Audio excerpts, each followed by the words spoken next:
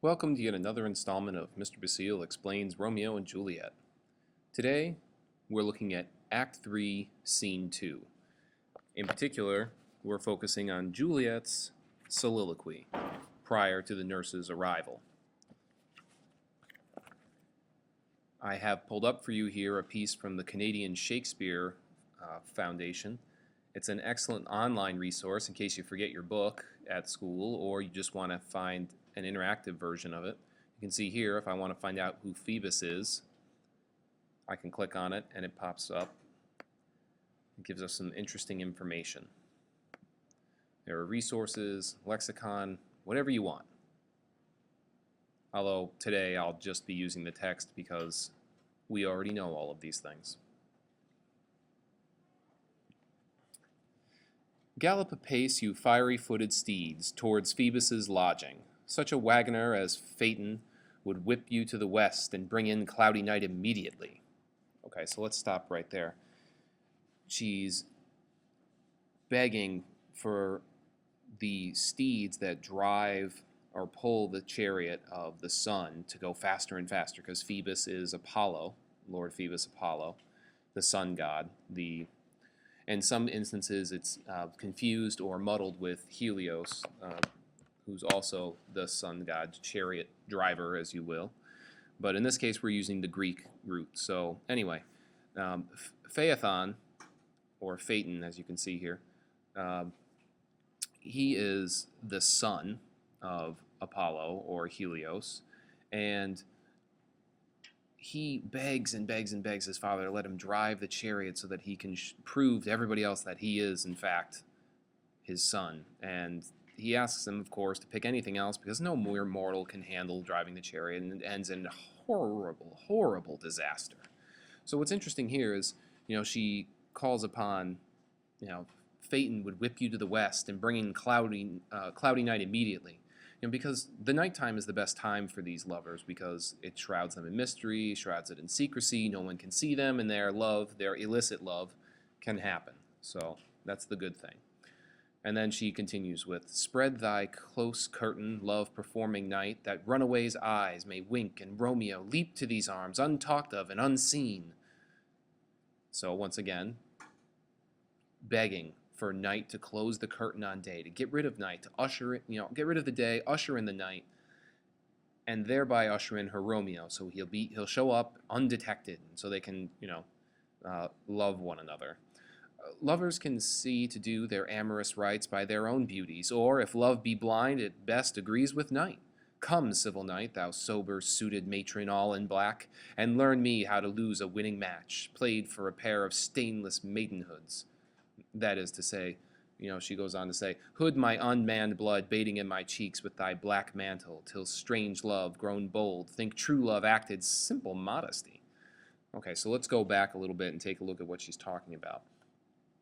When she's saying, lovers can see to do their amorous rites by their own beauties, or if love be blind, it best agrees with night. She's really kind of speaking about how love, if it's blind, well, then love best agrees with night, that love is best happens at night. Lovers don't need the daylight to see each other. Love is blind. It doesn't matter what things look like. That true love, this is the way it should be. It should happen at night, not during the daytime. Which once again brings this interesting juxtaposition of what's better, night or day. Traditionally, we would think best things happen during the day since it's light. Light means good. Light is great. However, in this play, once again, we have the inverse occurring because their love is an illicit one. It's illegal. It's not allowed. So because of that, the best time for something that is illegal or not allowed is at night. So their love, is best at night. She goes on to say, thou sober, come civil night, thou sober-suited matron all in black. If you're dressed soberly or somberly, you're dressed in black. The night is black. It's nothing too complicated going on there. And learn me how to lose a winning match, played for a pair of stainless maidenhoods. So we have a couple of meanings going on here with maidenhoods, which is kind of similar to the concept of earlier in the play, if you remember Samson and Gregory speaking about maidenhood and what have you. So she's obviously eagerly awaiting her wedding night, but also there's some falconry references in here, and Shakespeare was fond of using falconry references, not in just this play, but in several other plays as well. If you recall earlier, there were some references to birds as well, when she talked about, I'd let you go no farther than a wanton's bird in its twisted jives and pull ye back again, if you recall. So she's, once again, hearkening to bird lore, if you will, or bird knowledge.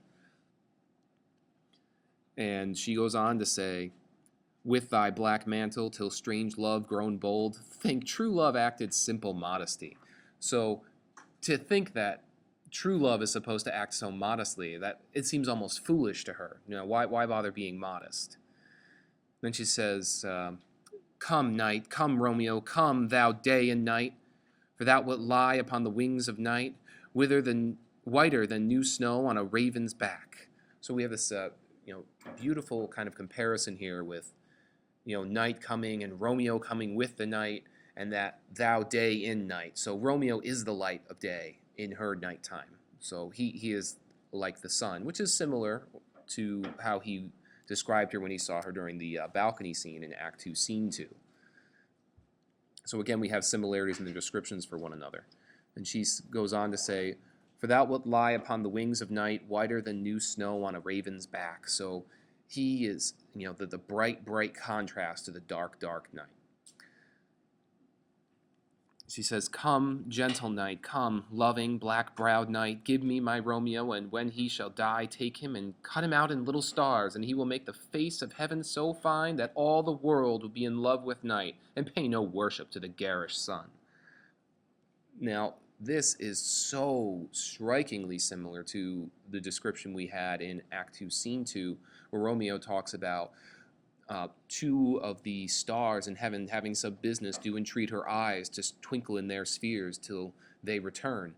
So again, and then he talks about how her cheeks would shame those stars, and her eyes would light up the sky and make everybody, birds would sing and think it were not night, right?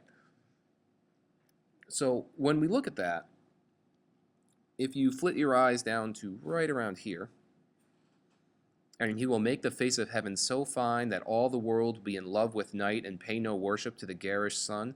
So, the sun, big deal. The sun is overdone. It's ridiculous. It's overdressed and overappreciated at that.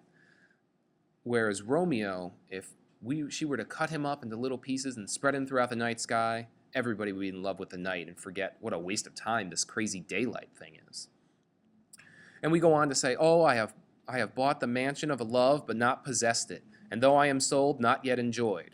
This is referencing the fact that, oh, I'm married, but marriage isn't official yet because we haven't had the wedding night, and I'm looking forward to this, yada, yada, yada, more of this, anxious love. Once again, our lovers can't seem to wait to be married. They can't seem to wait to be together. They can't seem to wait for, well, fill in the blank. And she says, so tedious is this day, as is the night before some festival to an impatient child that hath new robes and may not wear them. Well, have you ever had a new outfit or new clothes or anything new that you couldn't wait to show off to all your friends? Boys, your sneakers probably. Okay, you just can't wait to show off your new apparel. Everybody's got to see it because they're so cool. Well, that's what she just can't wait for tonight. She just cannot wait to have Romeo here. He says, oh, here comes my nurse, and she brings news. And every tongue that speaks but Romeo's name speaks heavenly eloquence. So again, we have this continuance of a religious motif in their description. So again, we hearken back to the religious aspect. And keep in mind that Shakespeare's writing this at a time when the church is great, great power. So when he does tread these lines, it's kind of along the lines of blasphemy. At the same time, it's also something everybody would be very familiar with. So to have something stated as a heavenly eloquence adds a particular amount of weight to it. It makes it a much more weighty comparison than something that were to say, oh, this is a wonderful eloquence, or this is a fantastic eloquence, or anything of the sort that's not religious lacks any kind of true weight to it. Okay, and we'll bring our description of famous lines to a close with that installment. And thus ends her soliloquy when the nurse enters with cords. And thus ends our mini lecture.